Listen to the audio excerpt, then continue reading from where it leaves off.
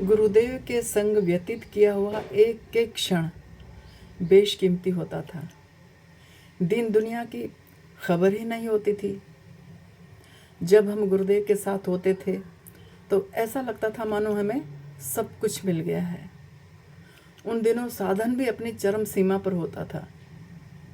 मैं गुरुदेव से कहती, गुरुजी आपके सानिध्य में साधन कितना अच्छा होता है, उतना अच्छा घर पर नहीं होता। गुरुदेव हंसकर कहते, तो हमेशा हमारे साथ ही रहा करो। किसी ने कहा है ना कि किस कदर दिलकश नज़ारे हैं नज़र के सामने, किस कदर दिलकश नज़ारे हैं नज़र के सामने, कुछ नहीं है और सब कुछ है नज़र के सामने। गुरुदेव से या ईश्वर से की गई बातचीत में कोई अंतर नहीं होता। ईश्वर ही गुरु हैं और गुरु ही ईश्वर हैं। किसी महापुरुष ने कितनी सुंदर बात कही है, संसार में परमात्मा से हमेशा बातचीत करते रहने से बड़ी और पूर्ण प्रसन्नता और कोई नहीं है। जो लोग इस प्रसन्नता के लिए अभ्यास करते हैं और जिनको इस खुशी का अनुभव होता है, केवल वही इसकी असलियत को जान सकते हैं। ये सब बातें अनुभव की गई हैं, इसीलिए तो कही गई हैं। प्रार्थना तो प्यार की भाषा है जो हमारे हृदय से प्रभु तक जाती है। प्रार्थना के समय हमारे और मालिक के बीच में कोई दूसरा नहीं होता। जब हम प्रार्थना करते हैं तो संसार को भूल जाते हैं। मालिक रहता है और हम रहते हैं। यही सच्ची प्रार्थना है और यह प्रार्थना केवल भजन के द्वारा संभव है। जब हम भूल जाते हैं कि हम कौन हैं। मेरी प्रारंभ से ही एक आदत सी बन गई थी, गुरुदेव के साथ, गुरुदेव की तस्वीर के साथ हमेशा बातें करती रहती थी और अभी भी करती रहती हूँ। मेरे ऑफिस में मेरे कमरे के टेबल के ऊपर एक छोटा सा लकड़ी का रैक था। पीछे की तरफ से वो ढका हुआ था, आगे की तरफ से खुला हुआ था। मैंने उसके अंदर गुरुदेव का एक छोटा सा फोटो फ्रेम किया हुआ रखा हुआ था। मुझे वह फोटो बड़ा ही जीवंत लगता था। मेरे हर कार्य के गुरुदेव साक्षी होते थे। एक बार मुझे कुछ विशेष कार्य नहीं था ऑफिस में। हमारे अधिकारी बॉस बाहर गए हुए थे। देखते ही देखते मैंने गुरुदेव की तस्वीर से बातें करनी प्रारंभ कर दी। व्यक्ति कभी फूलों से बात करता है अकेले में, कभी वृक्षों से, पेड़ पौधों से बात करता है, पक्षियों से भी बात करता है, और कुछ नहीं तो वह अपने आप से ही बातें करने लगता है। इस प्रकार मैं भी गुरुदेव की तस्वीर से बातें करने लगी।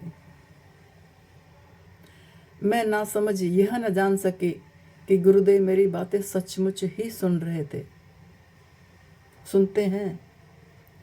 मेरी बातें कुछ इस प्रकार की थी तब, जैसे कि दो गहरे मित्र आपस में बात कर रहे हों। मैंने कहा, गुरुजी ऑफिस से छूटकर मैं तो सीधे आपके पास आऊँगी, आश्रम में, घर नहीं जाऊँगी। अभी दिन के 3 बज रहे हैं, 4 बजे छुट्टी होती है ऑफिस की, परंतु मुझे तो अभी से ही बड़ी भूख लगनी शुरू हो गई है। घर तो जाऊँगी नहीं, आपके पास ही आऊँगी, तो आप मुझे क्या खिलाएंगे? आज तो मुझे बड़ी जोर की भूख लग रही है। उस दिन मुझे न जाने क्या हो रहा था कि गुरुदेव से बात करने में बड़ा ही आनंद आ रहा था। ठीक 4 बजे मैंने अपना सामान समेटा और आश्रम की राह ली। लगभग 4:15 बजे आश्रम पहुंच गई मैं। गुरुदेव को प्रणाम करके मैं एक और बैठ गई। आज गुरुदेव के चेहरे पर विशेष मुस्कुराहट सी खेल रही थी। गुरुदेव ने कहा, कुसुम खिचड़ी तैयार है, खा लो। मैं चौंक पड़ी, सोचने लगी आज असमय खिचड़ी क्यों पक रही है। मैं अनजान नादान यह नहीं समझ पाई कि मेरी ही मांग पूरी की जा रही है। मैंने खिचड़ी परोसने वाली माता से पूछा, आज इस वक्त खिचड़ी कैसे? उत्तर मिला, आज महाराज जी को बड़ी भूख लग रही थी, इसलिए उन्होंने खिचड़ी तैयार करने को कहा। उन्होंने ग्रहण कर ली है, आप भी पा लीजिए। सामने खड़े गुरुदेव मंद मंद मुस्कुरा रहे थे, मानो कह रहे हो, कुसुम तुम्हारी बातें मुझ तक पहुंच गई थी। गुरुदेव ने सदैव से ही मेरी छोटी से छोटी प्रार्थना सुनी है और स्वीकार भी की है।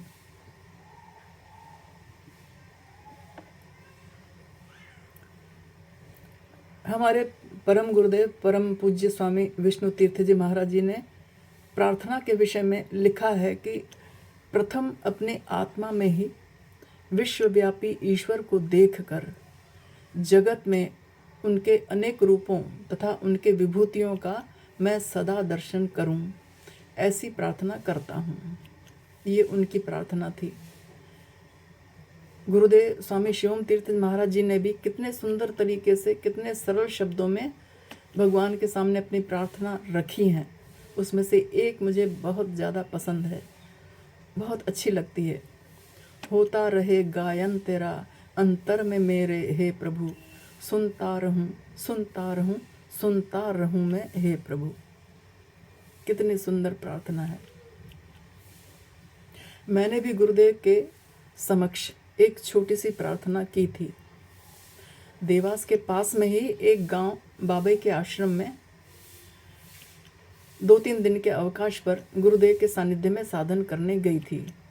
बड़ा ही सुंदर साधन होता था वहाँ। दिन भर क्रियाओं का वेग बना ही रहता था। रात्रि को भी सोते सोते स्वयं ही क्रियाएं घटित होती रहती थीं गुरुदेव के साथ जब हम रहते थे तब। गुरुदेव के संग का प्रभाव ही कुछ ऐसा था। वहाँ पर अभी मेरा मन भरा भी नहीं था कि एकाएक घर से बुलावा आ गया। गाड़ी भी लेने के लिए आ गई। बड़े बेमन से घर जाने के लिए मैं तैयार हुई। गुरुदेव तो भूत भविष्य तथा वर्तमान को जानने वाले होते हैं। उनको सभी का ज्ञान होता है। आगे क्या होने वाला था गुरुदेव को पहले से ही विदित हो गया था। मैंने गुरुदेव को प्रणाम किया और जाने की अनुमति मांगी। साथ ही साथ यह भी प्रार्थना की कि मैं शीघ्र ही कुछ दिनों का अवकाश लेकर आपके सानिध्य में साधन करना चाहती हूँ। गुरुदेव ने सहमति दे दी। मैं घर चली आई। लगभग अर्धरात्रि को 2:30 बजे अचानक माँ की तबीयत बिगड़ने लगी। उन्हें मेजर हार्ट अटैक था, परंतु हमें उसका पता ही नहीं था। सोचा गैस प्रॉब्लम हो सकता है। घरेलू इलाज भी किया, एक्यूप्रेशर का उपयोग भी किया, लेकिन आराम नहीं मिला। सुबह तक हालत बहुत खराब हो गई। प्रातः 7 बजे डॉक्टर को बुलाया। उन्होंने मेजर हार्ट अटैक बताया तथा शीघ्र से शीघ्र MY हॉस्पिटल जो इंदौर में है ले जाने को कहा। डॉक्टर ने आश्चर्य व्यक्त किया कि रात्रि के 2:30 बजे से रोगी इस तकलीफ को अभी तक झेल कैसे पाया है। इंदौर में उन्हें ICU में रखा गया। 48 घंटे का समय दिया गया। गुरुदेव की कृपा से उन्हें आराम होने लगा। तबीयत सुधरने लगी। खतरा टल गया था। माँ की सेवा के लिए 10-12 दिनों तक मैं ही हॉस्पिटल में रहती थी। 10-12 दिनों का अवकाश मैंने ले लिया था। उनके पलंग के पास ही एक स्ट्रेचर पर रात्रि को विश्राम करती थी मैं। उनकी हालत दिन ब दिन सुधरती गई। गुरुदेव के पास मेरी एक प्रार्थना पेंडिंग थी। गुरुदेव इसे जानते थे। मैंने गुरुदेव से निवेदन किया था कि शीघ्रातिशीघ्र अवकाश लेकर मैं आपके संग साधना करना चाहती हूँ। मैंने अवकाश लिया तो सही, लेकिन वह अवकाश मेरी माँ के सेवा के काम में आया। लेकिन गुरुदेव ने मेरी वह प्रार्थना सुनी और उसे पूरा भी किया। उस प्रार्थना को पूरा भी किया। हॉस्पिटल में एक रात्रि को गुरुदेव के स्पष्ट दर्शन मुझे स्वप्न में हुए। स्वप्न था या तंद्रा थी, मुझे कुछ नहीं पता, लेकिन मैंने देखा गुरुदेव ने अपना वरद हस्त मेरे मस्तक पर रखा और मैं धीरे धीरे धीरे धीरे ध्यान की गहराइयों में डूबती चली गई।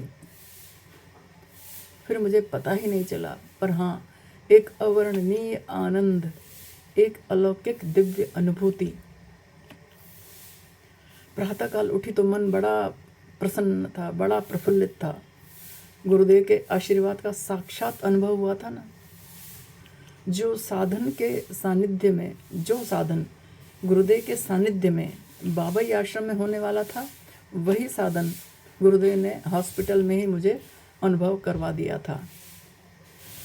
गुरुदेव की कृपा, गुरुदेव का आशीर्वाद साथ हो तो पतझड़ भी सामन है और कांटे भी फूल के समान है। कहा गया है, जहाँ आपका आभास होगा वहीं पतझड़ भी मधुमास होगा। यूं ही होता नहीं लहरों में कंपन, कोई प्यासा नदी के पास होगा। अंतर की गहराइयों में यदि डुबकी लगाई जाए तो स्मृतियों के ऐसे कई नायाब मोती यत्र तत्र सर्वत्र मिलते हैं, जिनकी चमक बरकरार होती है। समय की गर्द का उन पर कोई प्रभाव नहीं पड़ता। ऐसे ही एक एक मोती को चुन चुन कर मैं गुरुदेव के समक्ष रख रही हूँ। गुरुदेव का दिया हुआ गुरुदेव को ही अर्पण है।